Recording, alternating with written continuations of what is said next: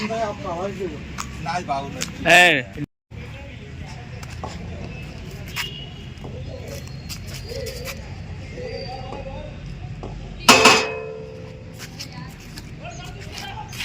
నా ఇక్కడికి రోజు గ్రౌండ్కి వస్తాము. ఇక్కడ గ్రౌండ్కి వస్తాం, పరికరాలన్నీ కింద పడిపోయినాయి, బేరింగ్లు పోయినాయి.